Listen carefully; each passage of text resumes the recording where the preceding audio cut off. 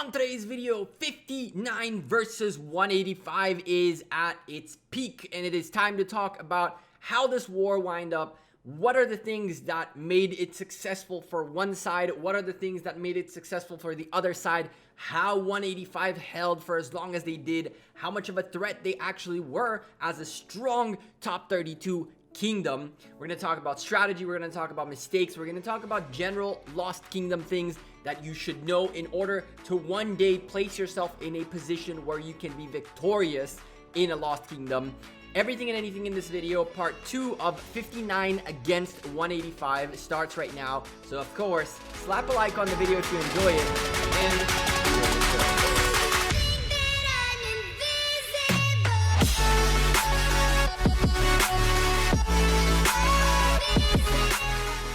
YouTube, welcome back to Gekko Gaming. We left off at the peak of the fight. That is right, the rally is up and it's been going for quite some time.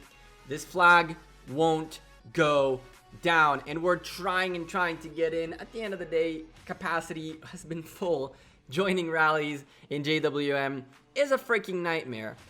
Rally is up, rally is full. Rally's up, rally is full. If you're not standing in the freaking Alliance war window waiting for the rally to pop, you don't get in. You don't get in. And so you saw I sit there and just click, trying to join, clicking the rally consistently to look at the numbers, and every single time someone else beats me in there. We eventually get in. We eventually do get in, but I would have much rather be there from the beginning and be throughout the whole rally. And we do make it into some rallies from the beginning, from the first step all the way in. But as you can see, it took us quite a few attempts, including a few of these where I missed by a few seconds to get in. The name of the game in Lost Kingdom is territory and flags. Once the two collide, it is time to start the tug-o-war. Who will win where? And you can see right up there where our that Heron was. You can definitely see that the battle was happening there.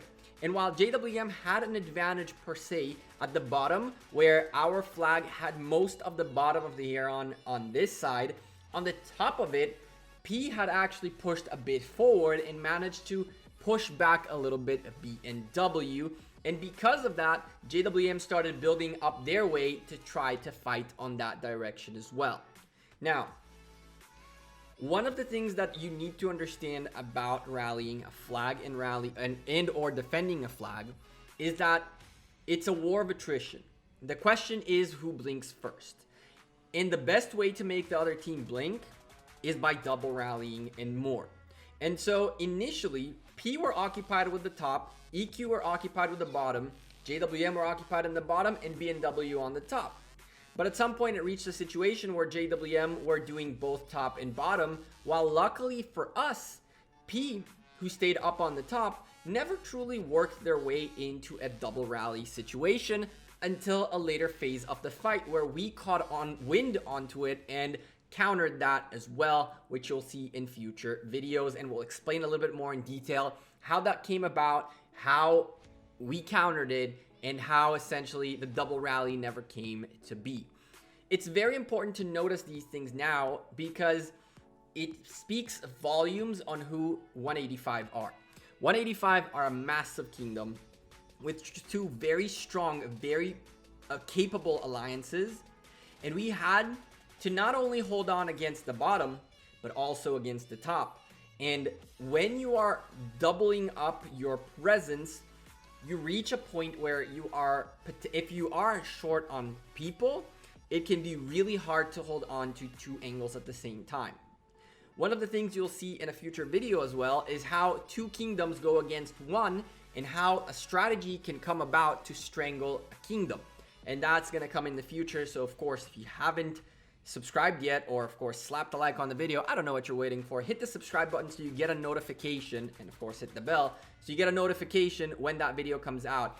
EK doing everything right, holding on to the flag perfectly, filling the field with a lot of marches, making it a pain in the butt for us to rally and making us fight on the open field, and counter rallying our rally. Now JWM understand the strategy. And it seems like some kingdoms and some alliances don't really pay attention to these things. So it's time to talk about the strategy behind a rally. A flag can consistently be filled. As you guys get a report right here, you can see a pretty nasty report in their favor. And this is exactly what I was talking about. The fact that they can have over, this is 2,500 troops in the flag versus our 2,100 plus minus. And of course, their solo hits in there. And of course, the counter rally, which never hit. It's very important to understand that as a rallier, you shouldn't shy away from canceling the rally. Canceling the rally is such an important mechanic, and it takes a very capable and very disciplined individual to cancel a rally in the right time. There are two times where canceling a rally must happen. One, if your rally stays below 900 to 800k troops, about the halfway point, for too long. If you don't see there's insta reinforcements, cut it out. That's number one. And number two, when a counter rally comes up. Sometimes you do fight with the counter rally because you are putting more pressure on the flag, and that is understandable to a certain extent. But more often than not, when a counter rally comes to hit you, it is time to bail out. Why? You can regroup really quickly. They can refill the flag, which they can still do regardless. But now that counter rally has to go back and re-go, and it's just a pain. You don't want to take counter rallies unless you really are close to breaking them, and so you're willing to take more damage in order to potentially burn a flag, even though you're getting hit by a counter rally. Another very important thing is the obvious counter rally. A counter rally can be set the moment a rallying march starts going. And so if you know who is the rally leader, which you know because you get the notification, you wait outside their city, and the moment that rally comes out, you insta do a counter rally, and that's how you take care of a flag as much as possible. The guys at 185 had everything down to the T. Everything down perfectly. They put the pressure on the open field, they put the pressure in the flag, and they put the pressure on the counter rally. But again, in the tug of war that is this right here, it is a war of attrition, and it is about who wants it more. And it's not a matter of who wants it more as an alliance, but as individuals. One of the things that fester in alliances very quickly is the question of, is this worth or not? Is my investment going down the drain? Can we stand a chance?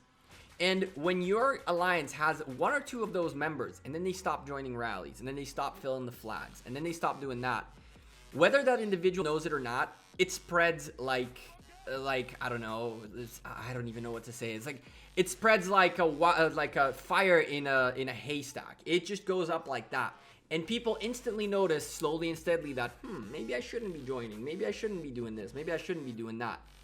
The mentality in JWM is always go in.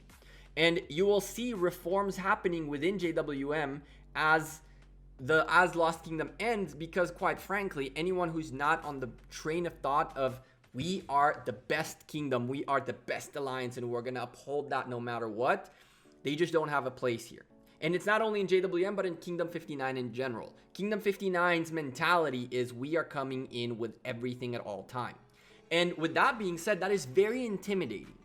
I'm not saying that EK were intimidated. EK put in everything on the line. But the bottom line was, you could see with every rally, the numbers slowly shifting from their favor to ours. The same way we saw it in high, going very quickly from their favor, from our favor to theirs, me being in high at the time. EK, however, really held on to their advantage for a long time. This was a very long fight until this first flag burned. But the question is, how did they hold? It's not that they held because they were something special. They held because they wanted to, and they held because they knew they were coming in with everything. And so it was a question of who runs out of morale first. And nothing else can be said. It was an unbelievable fight between EK P, and JWM and BNW. We also had IWN nearby, and one of the things that I mentioned in the previous video is that Kingdom 59 is comprised not only of JWM. Even though JWM is the biggest brunt force, we do have BNW and IWN in as well, and you will see quite a few JWM members who don't have the Jingwu Men Chinese in front of them, but they actually have WOW in front of it, which is BNW's little initials. And so we rotate into JWM a lot of the warriors from the kingdom, as well as rotate people from JWM into BNW for any need or help or whatever is needed, essentially. So Kingdom 59, even though it is much more underpopulated than a lot of other of the big kingdoms, has some firepower, and that firepower gets a chance to prove itself with JWM and with BNW. And of course, those who did sacrifice the most out of what they had from BNW in JWM and in BNW in general will probably get themselves a spot permanently in JWM as we clear out some of the folks who are less active and less willing to fight for the cause. But this fight is pretty much just the same thing over and over and over and over and over. I can show you hundreds of reports of hundreds of rallies that lasted from 9 p.m. my time all the way to, I would say, probably 1 or 2 p.m., 3 p.m. my time, 3:30 p.m. my time, I think was the time where the first flag burned. To hold for that long is not easy. And so the question now is, how can one make sure that the morale stays strong and stay realistic within what the alliance can do? First and foremost, it's not something you do inside Lost Kingdom. It's something that you come into Lost Kingdom with. And that has to do with leadership. Leadership is the most important thing in Lost Kingdom. The warriors are fantastic, and the tier 5s are amazing, and the resources and speed-ups are unbelievable. But when you don't have a leadership that is as well respected and as admired as we have here in JWM, it is really tough. It is really tough to get a war going. And I'll tell you why. When you have individuals who start questioning what leadership decided, start questioning the strategy of leadership, start chipping in ideas mid KVK, that ruins the mentality behind the kingdom and behind the alliance. Leadership comes in when you come into Lost Kingdom. You don't come in to change strategy or to suggest strategy or to give your input or to show yourself or prove yourself as a strategist. Once Lost Kingdom comes in and you are on the battlefield, it is follow the leadership. When someone starts thinking they know better and in the middle of the fight start voicing that opinion and having other individuals think, why are we really not doing this? That's when cracks start showing up. I don't know if that's the case for 185, but that's a huge lesson for you guys that I learned out of this Lost Kingdom. It's the fact that when you have a leadership that is not being questioned, that truly has good strategy, and not only good main strategy, but backup strategies, ways to react to situations, the brain and ability to react to situations, and most importantly, the trust of the alliance to understand that the leadership knows what they're doing, is more priceless than anything. Because at this point in time, when boss says clear the field, nobody questions, why are we clearing the field? It's a waste of resources. We understand that he knows what he's saying. And even though, for example, I don't agree with the fact that we need to have as much open field combat, we do need to clear that space. He is right about that. I don't really know if this is the best way. And I don't think that perhaps all the JWM members 100% agree with this. But we trust leadership. We trust Boss, we trust Faye, we trust Box, we trust Summer, and we trust every other R4. Johnny, who was promoted to R4 to help out with all the calls and strategies and stuff that was happening in on the field, things that were going on, and every other R4 who was active consistently. We had folks like Noon, Iolas, Jin Bao, and many others rallying consistently. And these are folks who are part of our core leadership. And we know that once they do and say something, it's not a matter of questioning it or not questioning it. It's a matter of trust. When you're on the open field, when you're in Lost Kingdom, and you do not have trust in your leadership and in your alliance and in the core that runs your alliance, and you start voicing an opinion mid-war, that's when things break down.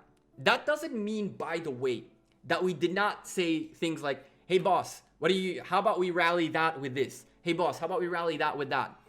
Help out a little bit with ideas to kind of keep the brain going. And the beauty of leadership, of good leaders, is that they're able to take the feedback in and do something with it, even if they don't want to implement it or do what the feedback says. They know how to take it in a way that makes the alliance members feel like they're putting everything in beyond just the troops. EK did an unbelievable job. I have no doubt in my mind their leadership was strong enough to let the people know, listen, you guys gotta keep going in.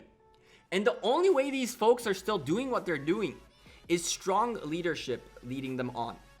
And this was right here. Us going to the top, as I mentioned, JWM ended up fighting in the top and at the bottom as well, EK and P, and they were ruthless. They sent rally after rally onto our flags. I've never seen an alliance rally JWM as much as I've seen P and EK. I have never seen anyone rallying JWM the way these guys did. They had the commanders set correctly, they had the marches set correctly, they had all the reads set correctly, and so did we. And in the war of attrition, our luck and our strength was the mentality and the leadership who said, defend, send infantry, and there was no question. And there were no cavalries in that fort, in that flag, and there were no infantries, and there were no archers in that flag, and there were no sieges in that flag, but infantry pure and only. One of the other things that have to be said about Lost Kingdom, which are very important, it's one of the most important tips I have for you guys. Pre-walking marches means everything. I saw a few instances that did happen in JWM where an individual sent reinforcements into a flag or into a rally from a little bit of a far away. That's an absolute no.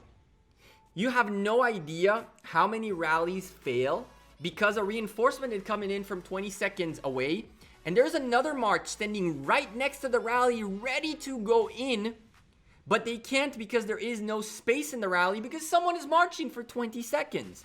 And that's someone marching for 20 seconds, locked in 200,000+ spaces in the rally, which is getting chunked and chunked and chunked and chunked and chunked. No. Second tip of this video is pre-march your marches closer to the rallies, closer to the target. Have them in a city nearby. Careful from AoE. Do not have them too close so you don't get chunked by AoE. But pre-marching your marches towards the cities nearby the flag, near the rally, and all that is crucial for an alliance to win. I did notice, by the way, EK and P making the same mistake as well. As a matter of fact, one of the rallies that I don't think I recorded, even though I'm really pissed I didn't, they lost that rally because what I saw was 3 marches. If it happened on this flag, they were walking about where the pink area is. They were out there when the rally disbanded, which means that those things were walking from much further than that.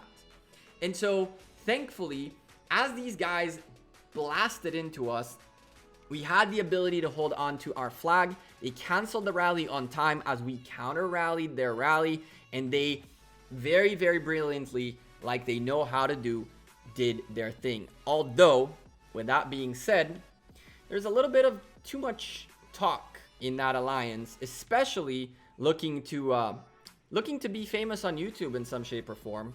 And so congratulations, my friends, you are indeed in there. Unfortunately, it's not the way you guys wanted to be. Not that you were looking for a win, you were looking for something else, and those of you who opened your mouth know what I'm talking about. The bottom line here is, flag fights are a matter of having strong leadership, leading the troops on, strong members believing in the leadership and believing in in following the instructions of leadership without letting ego get in the way, doubts or questioning getting in the way. And finally, straight up strategy and understanding your opposition, understanding what the meta is, understanding the strength and weaknesses of each and every one of your rally leaders, of your defenders and things like that, and understanding who your enemy is, knowing the meta in the game. And that's pretty much how a Lost Kingdom is fought. Both P and EK 100% had that covered. They knew what they were doing, they knew what was going on, and it was just a matter of who breaks first. JWM do not break that easy, and I've seen it from both sides. I took the train straight up, head on, and got destroyed. And now, thankfully, I'm on top of the train, and trust me when I tell you, I don't even know how we went up against that. Because truly, 185 have so much more than we had in high, and it's unbelievable. It's truly unbelievable what happened in this fight. And so now we are double rallying. We're not only rallying top, we're also rallying bottom. I wasn't in the bottom rally. I went up here. I was starting to run out of troops. 500,000 plus dead within a day and a half for someone who has 1.7 million troops, and out of those, like 400k are sieges. So really 1.2 mil troops. Half of them almost went out the window on the first 2 days. Now it's time to rebuild and figure it out. What can I advise to you as a brand new individual going into your Lost Kingdom for the first time? If you're a leader, then you have to make sure your alliance follows and are on board with your leadership. You have no idea how many alliances have a leader that a big part of the alliance doesn't trust, and a big part of the alliance has negative opinions about. That's, first of all, leadership is crucial. If you're an individual who's not a leader, do you trust your leadership? Do you trust your fellow alliance mates? If not, what are you doing? Because alone you can't win, but without you, your alliance cannot win either. And so if there is no perfect synergy between the members and the leadership, it's impossible to win a Lost Kingdom. The second tip I have for you guys is preparing ahead and understanding the meta way ahead. As a leader, you should let your alliance know which kinds of troops they need to be training for Lost Kingdom. What's the meta that you guys are planning on going on based on your rally leaders? JWM sent a message out a month before Lost Kingdom 2 was announced. We are training archers. And then it went after Alex came out. Whoa, time out. We are training infantry. And then, okay, let's train them both. And so we trained a bunch of infantries, we trained a bunch of archers, and then we trained a little bit of both. And turns out all the defense was infantries.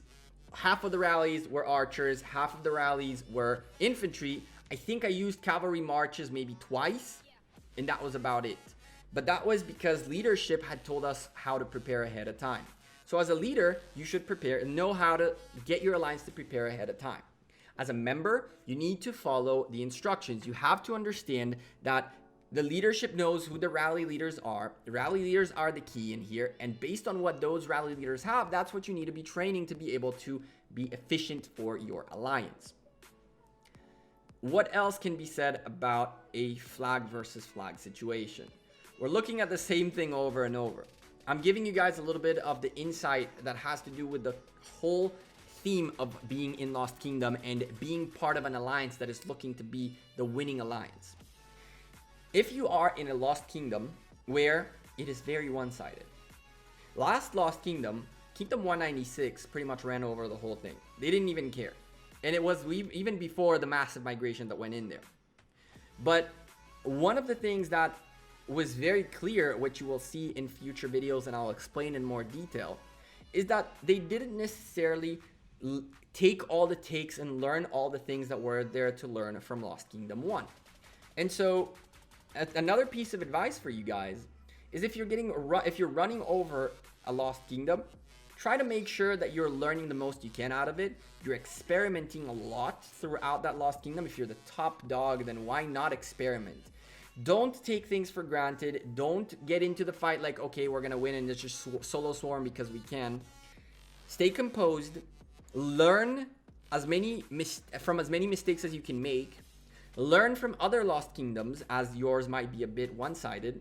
And truly don't take things for granted. Really fight like the other guy is just as strong as you, because that's really what JWM does, including Ark of Osiris. Ark of Osiris is one event that I will consistently refer to throughout these videos because it has a lot of similarities to Lost Kingdom.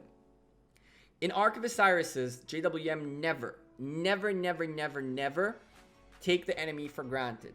They test out rally pairs. They test out strategies. They test out things. They know that they can sweep someone in 15 minutes and get out of it and get 90,000 points against 2k points, and the guys don't get out of their gate within 2 minutes. But it doesn't mean that they cannot use that time to experiment and learn. If you're a kingdom that is running over Lost Kingdom, use that time to experiment and learn. If you are an alliance that is having a tough battle against another alliance, like we are right here and 185 is right here, use that time to learn from the mistakes. So many things were learned along the way. You can see in here, the flag itself had an El Cid in it. And we've been rallying with infantry for the longest time, to the point where this was super bad for us. These rallies were really terrible. And so these guys learned and adapted. They realized that we're sending a lot of infantry. Let's learn and adapt and swap those commanders and swap those troops in there. And they really hurt us. They got JWM to the point where JWM were sending mixed rallies everywhere. Once an infantry, once an archer, a couple of times cavalry. But unlike the very straightforward strategy we had, 185 caught wind on it and very quickly adapted. And so we had to very quickly adapt as well. We used our time to not only pounce on the enemy, but to truly learn how the enemy fights so we can counter it. And that comes at a cost. There were plenty of reports that looked terribly. Some of these reports you might even get to see in here, because I didn't get all the reports. I didn't record everything. Look at the massive thing that went in here. And look at that. Hold on a second. We have a little bit more to go, because this was a little bit of a weird report right here. It was kind of like, but look at this.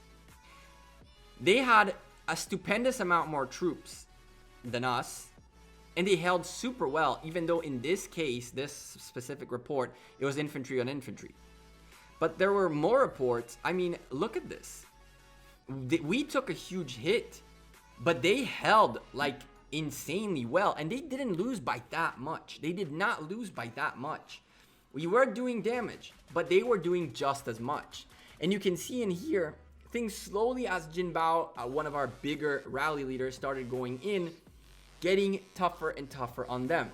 And when a rally starts going from really good to really bad, a lot of questions rise. I can tell you that at some point in JWM Alliance chat, one of the R4s went, guys, time out. What are we doing differently? Because all of a sudden our reports are looking terrible. All of a sudden we went from getting 100,000 more kills than them to getting slaughtered. What changed? What happened? Turns out we didn't do anything. They did. And they all of a sudden did this, where they were losing a little bit more than us, but they were holding us back.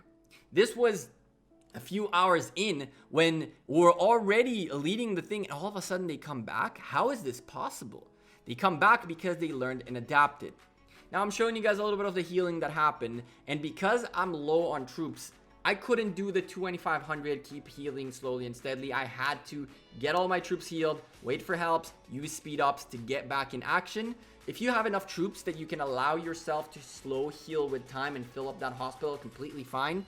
In my case, 60,000 troops in there, had to get out of that hospital quickly to get back on the battlefield. Now we come back to the bottom and we have Jin Bao leading the rallies in here, and the holds are happening, and the holds are really crazy.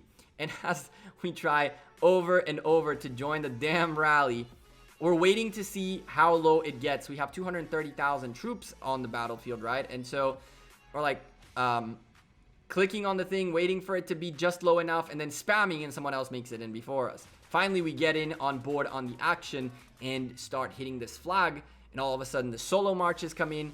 And this, guys, is not 2 minutes in. This is not the beginning of the fight. This is hours into it. Hours into it, they realize that their strategy is working. It is constant pressure, it is constant solo hits on us, and it is counter rallies out the wazoo. But again, it's a game of willpower, and when you start taking hits over and over and over and questioning and double questioning, and people start disappearing and going offline, and all of a sudden, is it worth it? That's when things get really bad. I didn't show too many reports. And the reason I didn't show them is because, quite frankly, they were very, very even. They were really very even. They went from them getting a lot of value on us to us getting a decent amount of value on them, to the point where they evened out, and at some point we started chipping at them. When we started chipping at them, that's when we realized, okay, we are starting to slowly inflict the cracks on them. Very little ones, but a little crack can very easily become a very deep and big one with one good hit. And it never came. It was never one good hit. It was all a matter of continuously putting the pressure until they broke. Let's talk about that final thought, the pressure until they broke. Because this video is getting way too long, and I want to wrap it up with an insight for you guys that will lead on to the next video. And that is, what happens when the first crack becomes serious. When I was in high against JWM, when that first flag burned, it was over. We held for dear life, and when that one flag burned, the little bit of morale that existed went out the window. There was already negative pressure from enough individuals saying that this is not worth it. But once the flag burned, it was just not only the flag burning, but also everyone's morale. We kept holding a few other flags, and we kept doing a little more, and the next flag held on for a little bit, but it wasn't a 16-hour flag anymore. It was a half-an-hour flag. And the next flag was a 2 rally flag. And then the flag after that was a 1 rally flag. And then from there on, there were no more rallies. And then Zool suicided a few troops to hold on to a flag against 1 rally, but then the flag went out the window as well. Big shout out to Zool. I don't know if you're watching the video, but still, big shout out to you, my friend. Once the first crack happens, the question is, how bad is it? And the question is, how well did leadership prepare you for that crack? Because the crack happens. And when it happens, it's a question of, is the leadership strong enough and has a hold of the alliance in a way that they can overcome the one burning flag? Or is that the beginning of the end? I can tell you guys that in the case of Kingdom 185, it was not the beginning of the end. It was definitely not the beginning of the end. These guys were very, very prepared to be the first ones to crack, and understood that even if they crack first, it doesn't mean that they have to go down, and it doesn't mean that the war is over. It took a little bit more than that to get there, because you guys are already looking at the Lost Kingdom map and know kind of how things are looking like right now, but it took a little bit more than that to really break them. And so the rallies are still hitting, the open field combat is still going strong, but if you look at the names on the field, you're starting to see less and less of a variety of names than you saw previously. And we started noting that. And you started seeing the flag really going down in health quite fast, and reinforcements coming in, but from the same individuals rather than from a big group. And we're seeing a flag that is full at all time, sure, but not exactly, because it's getting filled by the same individual. And that's how you can see the small cracks happen within an alliance. And as a counter rally came by, our rally got canceled, and the report looked kind of nasty. Why nasty? Because that severely wounded part is what really, really hurts. The dead are dead and gone, but the severely wounded are the ones that fill the hospitals and don't let you fight on the open field.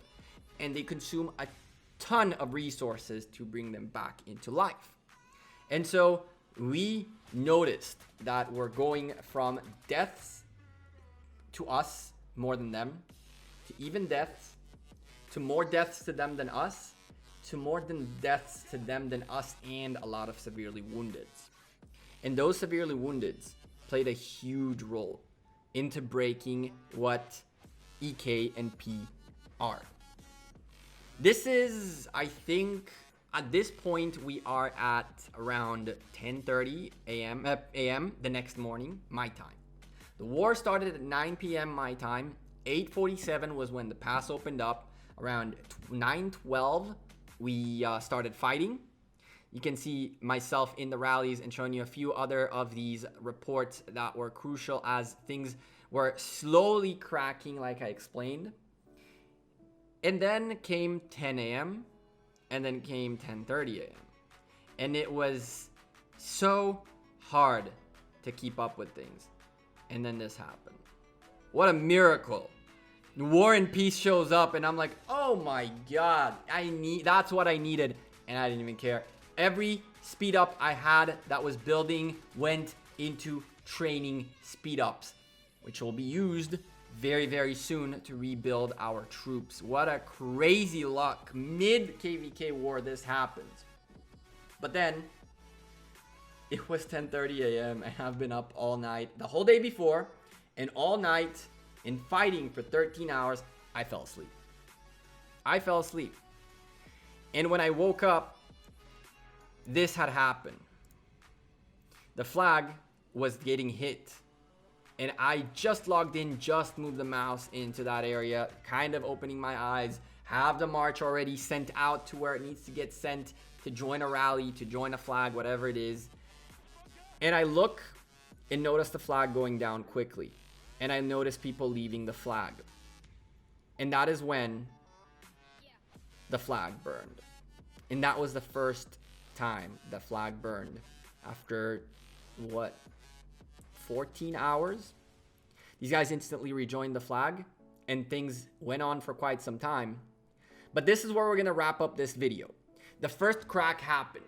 The fight up top is getting hard. You can see that we are pushing as much as we can up there, but it's not enough. PH set up a double rally. That fort right there was set for a double rally down where we were.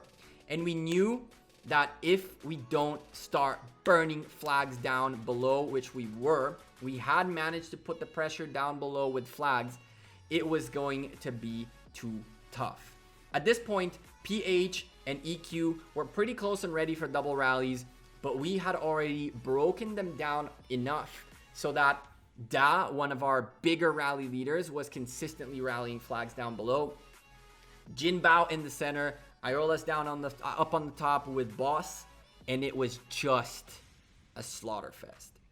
Anyway, the continuation of this after the first break and after the first stuff that happened, we're gonna talk about it in the next video. That is K59 versus K185. We have a couple more videos coming up in the next week that are gonna be 196 against 157 and 86. 149 against 163. We have all those coming, and we're gonna keep talking about this topic. We're gonna keep going into what makes a Lost Kingdom and what doesn't. I'm Gekko. I'm out of here. Thank you guys very much for watching this video. If you guys enjoyed these two videos, slap a like on them. Leave me feedback down below. Tell me if you guys are enjoying the way I cover KVK. If there's something else you guys want to see. I pre-recorded these two videos, pre-edited them for yesterday and today.